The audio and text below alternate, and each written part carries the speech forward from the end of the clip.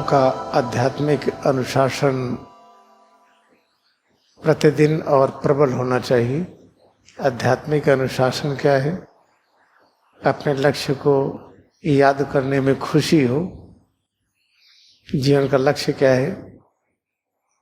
जीवन का लक्ष्य को हम अनेक शब्दों में व्यक्त करते हैं। सभी शब्दों का एक ही अर्थ है, जैसे आत्मज्ञान की प्राप्ति या परमात्मा के साथ एकता की अनुभूति या हम सब में एकता की अनुभूति या स्वास्थ्य की प्राप्ति, दिव्य ज्ञान, परम शांति, परम आनंद, इन सब की प्राप्ति। जो अलग अलग ये वाक्य है, शब्द है, इनका अर्थ एक है, लेकिन जब अज्ञानता के घेरे में होते हैं सबका अर्थ अलग अलग लगता है। जिससे स्वास्थ्य का अभिप्राय हम क्या समझते हैं और उसी अर्थ को समझने के कारण ही स्वास्थ्य को पाने के लिए अनेक प्रकार की विधियों का आविष्कार किए हैं। एलोपैथी, होम्योपैथी, आयुर्वेद, यूनानी, नेचुरोपैथी और ऐसे तरह तरह के और संसाधनों की इकट्ठा करते हैं। स्व का मतलब अपना स्वरूप। अपना स्वरूप है क्या? अपने स्वरूप के बारे में आविष्कार हो चुका है, बस हम लोगों को सिद्ध करना है कि उस आविष्कार को हम पा जाए। हमारे परब्रह्म के बीच में दूरी शून्य है, तो परब्रह्म जहाँ जहाँ हम वहाँ वहाँ। परब्रह्म का संबंध अनंत ज्ञान से है, तो हमारा स्वरूप अनंत ज्ञान में है। और अगर अनंत ज्ञान में नहीं लगता है तो हमारी शिक्षा नीति ऐसी होनी चाहिए कि ऐसा लगे कि हमारा अस्तित्व ही अनंत ज्ञान है। उसके लिए क्रिया योग विज्ञान है। बाकी कोई भी पढ़ाई पढ़िए, दिन रात खूब मेहनत करिए, प्रोफेसर हो जाइए, रिवॉर्ड मिले, अवार्ड मिले, नोबेल प्राइज मिले, लेकिन हम स्वस्थ नहीं हैं, अपने स्वरूप में स्थित नहीं है। एक विषय का ज्ञान है तो दूसरे का नहीं है। फिजिक्स का ज्ञान है तो केमिस्ट्री का नहीं है। बॉटनी का है तो जूलॉजी का नहीं है। इस तरीके से जब एक चीज को पकड़ते हैं तो लगता है सब छूटा हुआ है। इसी को बीमारी कहते हैं। और इस बीमारी में सभी घिरे हुए हैं, फिर किसी को ये नहीं पता चलता कि बीमारी भी है ये। तो जब समझ में आता है कि बीमारी है, जैसे कोई किसी ने पूछा कि आप कैसे हैं, कहते हैं कि हम बीमार हैं, श्वास आ जा रही, यही बीमारी है। श्वास का आना जाना बीमारी है। जिस विधि से श्वास और तेज आए और जाए, तो बीमारी का विस्तार है। जैसे जब हम घृणा करते हैं, अपने पराये का भेद करते हैं, किसी अपने को ज्यादा ख्याल करके दूसरे को नहीं करते हैं, और लालच में आकर के हम अनुशासन खो देते हैं। ये खाना खाना है, स्वाद नहीं है, नहीं खाएंगे, अनुशासित नहीं है। अपने मन का स्वाद मिला, इसे खाएंगे। इस तरह का जो हमारा आचरण है, ये बीमारी का लक्षण है। और बीमारी हो और पता न चले कि बीमारी है तो बहुत खतरा है। जैसे नदी में डूब रहे हो और अभी बस डूबने ही वाले हैं, लेकिन पता चले कि हम डूब नहीं रहे हैं,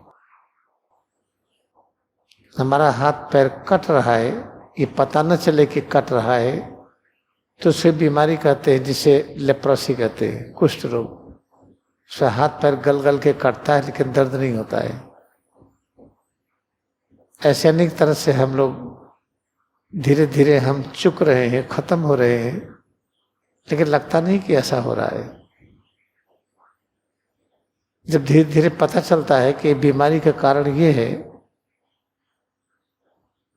कि श्वास आ जा रही है, तो श्वास का आना जाना बीमारी है, 1 मिनट में जितनी अधिक तेज श्वास चली उतने हम बीमार हैं। तो हम क्या करें कि श्वास के आवागमन में कमी हो तो श्वास को रोक लें? नहीं, अंदर रोकें, बाहर रोकें, लंबी करें, खूब गहरी श्वास करें। तो ऐसा करने में प्रति मिनट श्वास की गति कम हो जाती है। तो क्या ये ठीक है? नहीं, ये ठीक नहीं है। जब सिर से पैर की उंगली तक खूब प्रेम करिए तो अपने आप देखिए श्वास की गति बदलने लगती है। प्रेम करने का प्रारंभ क्या है कि पैर की उंगली से सिर तक एक एक जगह में एकाग्रता बढ़ाइए, इसमें एकाग्र होइए, अनुभव करिए। तो सिर से पैर की उंगली तक जैसे जैसे इसको प्रेम करेंगे वैसे वैसे श्वास की गति बदलती है। सांस को तेजी से लेकर खींच करके अंदर रोककर बाहर रोककर, इस तरह से जब हम श्वास की गति को घटाते हैं तो मनोविकार प्रकट होता है, जिसको ब्रह्मवश प्राणायाम कहा जाता है। खूब तेजी से श्वास लीजिए, धौंकने की तरह 5 मिनट। तो आपको लगेगा अब 2 मिनट श्वास लेने की आवश्यकता नहीं है। उस स्थिति को बार बार पाने के लिए हम तेज से श्वास लेते और निकालते हैं। क्रिया विज्ञान में सिर्फ एक ही मंत्र है, सिर से पैर की उंगली तक इसको प्रेम करिए। प्रेम करने का पहली सीढ़ी है पैर की उंगली के नाखून से सिर तक ये कहाँ पर है, किस जगह है, इसको लोकेट करिए, इसका निरीक्षण करिए। पैर की उंगली से सिर तक, नाखून से सिर तक सब चीजों का निरीक्षण कर रहे हैं, इसे अनुभव कर रहे हैं। अनुभव करते हुए इसके प्रति भावना क्या बनाइए। अगर भावना एक हाड़ मांस है तो हम बीमार हैं। तो हाड़ मांस तो लगता है, हल्कापन, भारीपन, तब भी हम बीमार हैं। तो बीमारी को जाएगा कैसे? हम सद्भावना के साथ अपने को स्वीकार करें कि जो अनुभव करते हैं ज्ञान की अनुभूति है, ये शक्ति और शांति की अनुभूति है, ये परम आनंद की अनुभूति है, ये अमरता की अनुभूति है। भले ये पता चले या ना चले, लेकिन सच यही मानना है। जैसे बच्चा पैदा होता है, उसको कहते हैं ना कि आम है, नीम है, ये कुत्ता है, बिल्ली है, उसको पता नहीं है। आपने कहा, वो माना, बड़े होकर के उस पर मुहर लगाता है, को सही जानते हैं, जबकि वो सही नहीं है। किसी ने कहा कुत्ता है, बिल्ली है, अगर अमेरिका, कनाडा, यूरोप में है तो डॉग और कैट कहेगा, कुत्ता बिल्ली नहीं कहेगा।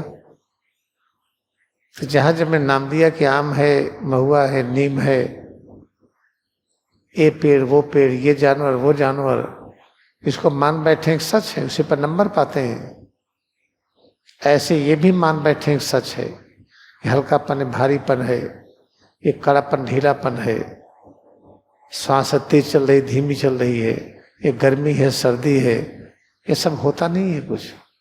इसी को सच मान बैठे हैं। और ये पता चले सच नहीं है, फिर भी सच लगे, तो सोच लीजिए कि किस तरह से हम खतरे में घूम रहे हैं। कब एक्सीडेंट होगा पता नहीं। इसीलिए अचानक जब हम चले जाते हैं छोड़ करके अदृश्य जगत में, कुछ पता नहीं चलता है, तो एक नैतिक शिक्षा देते हैं कि जाने का दिन निश्चित है। जो कुछ लिखा भाग्य में वही होगा, जो कुछ भाग्य में लिखा वही होगा, चलो मान लेते हैं। तो कोई ऐसा बता दे कि 1 घंटे के बाद क्या होने वाला है, नहीं मिलेगा कोई बताने वाला। यह हम आपके पिछले जन्म को जानते हैं, इस जन्म को बता दीजिए हम कहाँ पैदा हुए हैं, किस दिन किस क्षण पैदा हुए हैं। जब वर्तमान को नहीं बता सकते तो अतीत कैसे आएगा। फिर आपको ले चलेंगे सम्मोहन की क्रिया में, आपको हिप्नोसिस देंगे। जब आप ट्रांस में आएंगे तब आपसे कहेंगे कि पिछले जन्म को याद करिए। तब ट्रांस वही है जो सबकॉन्शियस स्टेट में जाते हैं। उस समय जाते हैं तो अनेक चीजें जो भूली हैं याद आती हैं। अगर आप जर्मन लैंग्वेज पहले आता था भूल गए हैं तो ट्रांस में जाइए तो वो जर्मन लैंग्वेज याद आ जाता है। याद आ गया तो उसमें तरह तरह की और कल्पनाएं चलती हैं। तो कभी वो चीज घटना सही मिलती, कभी गलत मिलती है।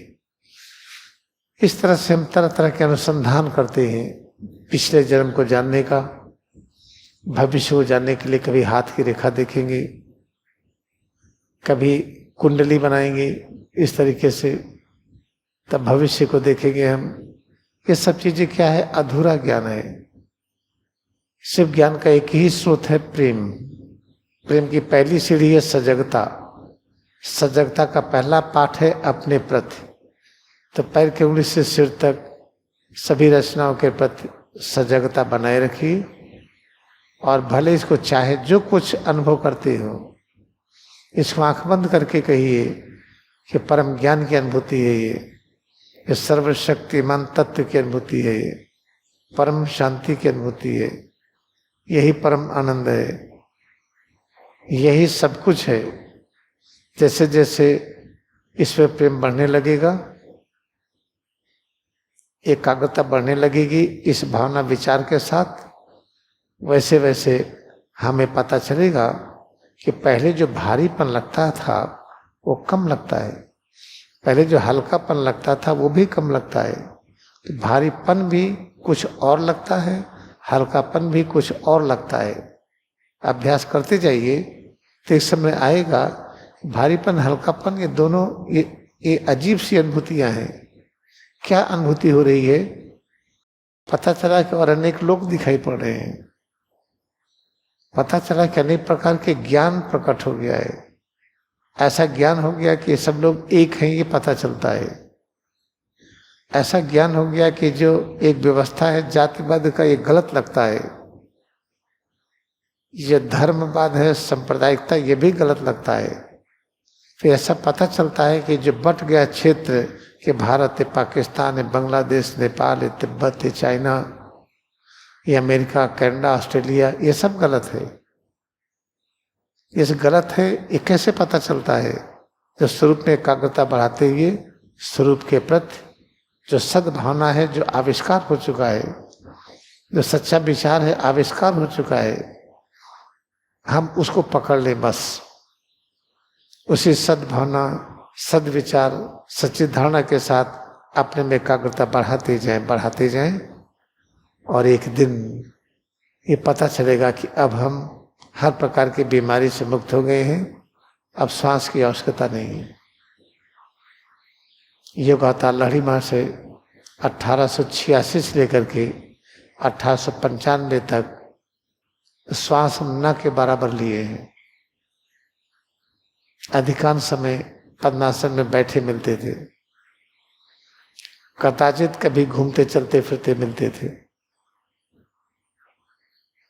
याद रखिए, उसी स्थिति की तरफ हम सबको जाना है। आप कहेंगे परमहंस योगानंद तो दिन रात दौड़ दौड़ करके सेवा कार्य करते रहे, उनकी वो स्थिति तो नहीं थी। उसको समझने का प्रयास न करिए। परमहंस योगानंद कैसे रहते थे, या स्वामी युक्तेश्वर गिरी, या लहरी महाशय, या बुद्धा, या औजित्य पैगंबर हुए हैं, उनके बारे में सोचना बंद करके सिर्फ सिर से पैर की अंगुली तक स्वरूप में स्थित होइए। स्वास्थ्य की ओर आगे बढ़िए, अपने स्वरूप में स्थित होने की दिशा में आगे बढ़िए। सिर से पैर की अंगुली तक अनुभव करते रहिए। इस अनुभूति को सद्भावना, सद्विचार, सच्ची धारणा के साथ आगे बढ़ते रहिए। एक दिन निश्चित है कि हम पूरी तरह से स्वस्थ हो जाएंगे, श्वास के बंधन से मुक्त हो जाएंगे। फिर जो कहा जाता ऑक्सीजन अनिवार्य है, ये गलत सिद्ध होगा। ये पानी अनिवार्य है, ये भी गलत हो जाएगा। तब पता चलेगा हमको तो मुक्तावस्था हो गई है, हम लिबरेटेड हैं, हम फ्री हैं। और इसी लिबरेशन को, फ्रीडम को पाने का सब लोग प्रयत्न कर रहे हैं। इसी को फ्रीडम कहते हैं, इसी को स्वतंत्रता कहते हैं। हम अपने तंत्र में हैं, सिर से पैर की उंगली तक ये सिस्टम है, ये तंत्र है। ये अपना तंत्र है क्या? ये इसके बारे में जानकारी क्या है? कि ज्ञान का रूप है, शक्ति का रूप है, शांति का रूप है, ये परम आनंद का रूप है, ये अमरता का अनुभूति है। इसके साथ जो कुछ जानते हैं थोड़े समय के लिए भूल जाइए। जैसे बच्चा स्कूल में जाता है, कितनी मेहनत करते हैं, का से कबूतर, फिर दिखाई पड़ा चिड़िया, वो देखो कबूतर है, अच्छा यही का से कबूतर था। आ से आम, अच्छा ये आम है, आ से आम, यही पढ़ते थे हम। जबकि आम और कबूतर नाम दिया गया है, ये सच नहीं है। लेकिन उसको बच्चों को पढ़ा पढ़ा करके, याद करा करा करके दिमाग बैठा दिया जाता है कि यही सच है। ये दिमाग बैठा दिया जाता है कि ये अपने, ये पराये हैं, ये अपना घर, ये दूसरे का घर है, अपना देश दूसरे का देश है। तो क्या जब ऐसा सोचेंगे तो बीमारी नहीं आएगी? तभी आता heart attack, diabetes, blood pressure, गठिया। जैसे जैसे जब उम्र बढ़ती है, आंखों की ज्योति खत्म होने लगी, कान से कम सुनाई पड़ता है, हड्डियां कमजोर होने लगी, गठिया होने लगी। ये सब क्यों होता है?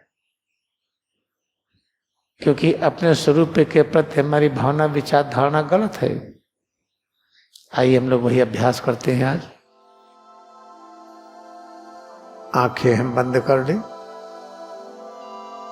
आंख बंद करके सिर से पैर की अंगुली तक स्वरूप में एकाग्रता बढ़ाएं, स्वरूप की अनुभूति करें, अनुभव करते जाए। सिर, चेहरा, गला, दाहिना हाथ, बायां हाथ, दाहिनी पीठ, बाईं पीठ, सीना, पेट, कमर से पैर की उंगली तक दोनों पैर,